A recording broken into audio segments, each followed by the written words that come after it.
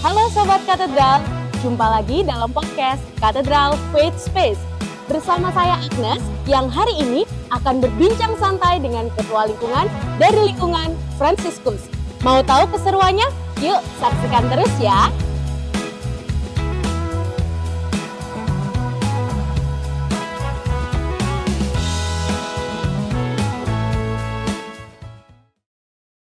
Halo Sobat Podcast, jumpa lagi dalam podcast Katedral Faith Space. Hari ini kita kedatangan tamu spesial, kita akan berbincang santai bersama dengan Bapak Kristo, Ketua Lingkungan dari lingkungan Fransiskus Wilayah 2. Tapi sebelum kita ngobrol lebih jauh lagi bersama Pak Kristo boleh dong menyapa Sobat Podcast dan juga berkenalan dulu. Halo semuanya, saya Kristoforus dari lingkungan Fransiskus, saya sebagai Ketua Lingkungan. Wah, Pak Kristo ini Ketua Lingkungan. Tapi saya mau tanya nih Pak, awal mula kisah Pak Kristo bisa menjadi Ketua Lingkungan itu seperti apa Pak? Kebetulan di lingkungan kami itu untuk penunjukan Ketua Lingkungan biasanya ada calon, kemudian kita lakukan semacam voting gitu. Kebetulan saya sebenarnya tidak mendaftar, tapi yang aktif sebenarnya istri saya. Tapi pada saat voting itu nama saya terpilih begitu. Jadi ini sesuatu yang surprise bagi saya. Wow. Lalu sejauh Pak Kristo sudah menjadi Ketua Lingkungan, bagaimana sih Pak kondisi umat-umat yang ada di sana, terutama untuk biak, rekat, dan juga OMK yang ada di sana? Kebetulan di lingkungan kami ini banyak lansianya.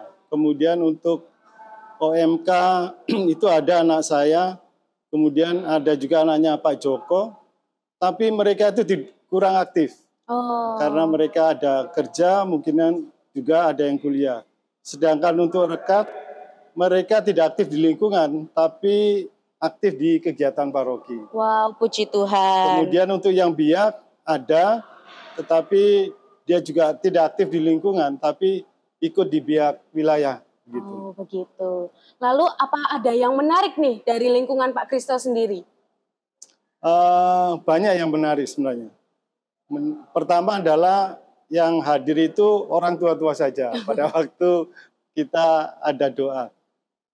Dan kita tahu orang tua itu biasanya orangnya sedikit kaku, tapi kalau berkumpul itu menjadi guyup jadi enak. Bahkan pada saat selesai acara di lingkungan, mereka itu tidak langsung pulang. Mereka mau ngobrol sedikit, cerita-cerita. Kemungkinan juga menjadi suatu hiburan ya, karena di rumah mungkin sendiri sudah tidak ada anak atau cucu begitu. Wah, berarti bonding antara umat yang satu dengan yang lain itu terasa sekali ya Pak ya, yang menjadi sesuatu yang khas dari lingkungannya Pak Kristo. Lalu selama menjadi Ketua Lingkungan, apakah Pak Kristo menghadapi tantangan-tantangan tersendiri yang berbeda juga? Kalau tantangan selama ini ada, karena saya sebagai Ketua Lingkungan yang baru. Jadi ini baru masuk tahun yang kedua.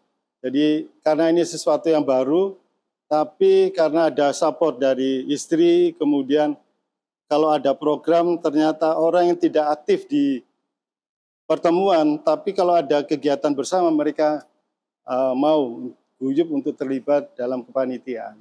Wah, tentunya dari tantangan yang sudah dihadapi tadi, pastinya menyimpan suka duka tersendiri ya Pak. Boleh dong sharing-sharing apa suka dukanya?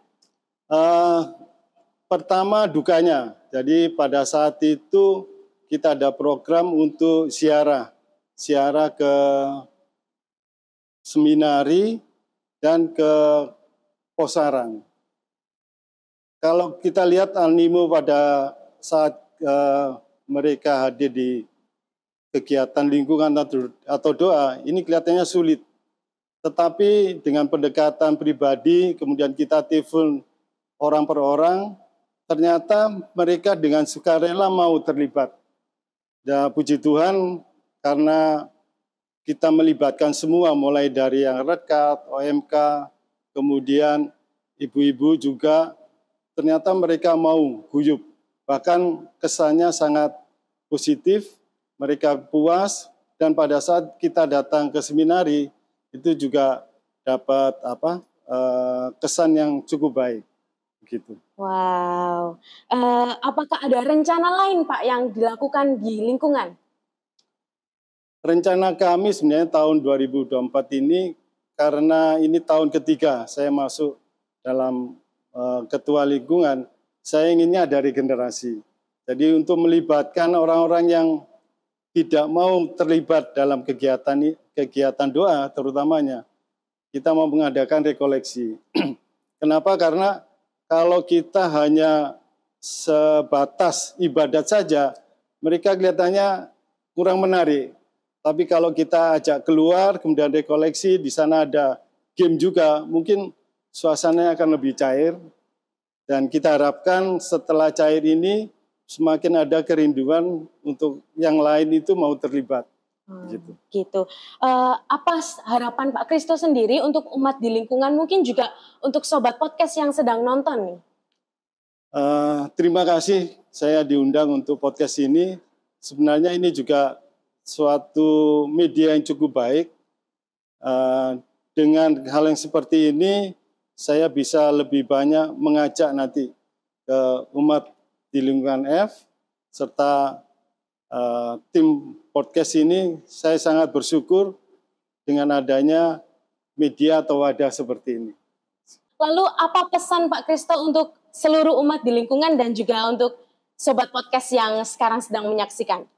Untuk seluruh umat lingkungan, jangan takut untuk mau menjadi ketua lingkungan.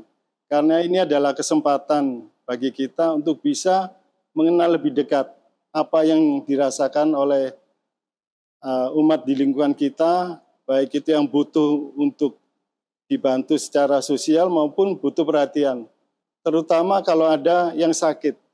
Di situ terasa terpanggil sebagai pengurus lingkungan untuk bisa melayani. Karena kesempatan inilah kita bisa belajar bagaimana kita bisa melayani orang yang sangat membutuhkan. Sharing yang sungguh menyenangkan dan pesan yang menyentuh sekali, apalagi untuk anak muda. Itu perlu memperhatikan juga ya Pak Kristo ya, untuk umat-umat yang ada di lingkungan itu, mereka juga perlu terjun langsung untuk menyaksikan keadaan yang sesungguhnya. Nah Pak Kristo, sudah tidak terasa sharing-sharing kita hari ini sudah berjalan sangat lama sekali. Kita sudah berada di penghujung podcast ini Pak Kristo. Terima kasih kepada Pak Kristo yang sudah berkenan hadir dan sharing dalam podcast ini.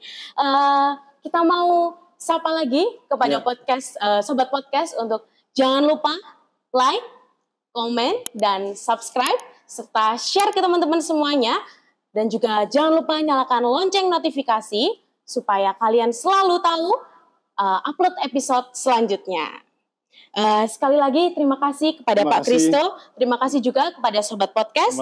Sampai jumpa lagi. Tuhan memberkati. Dadah. Berkat dalam.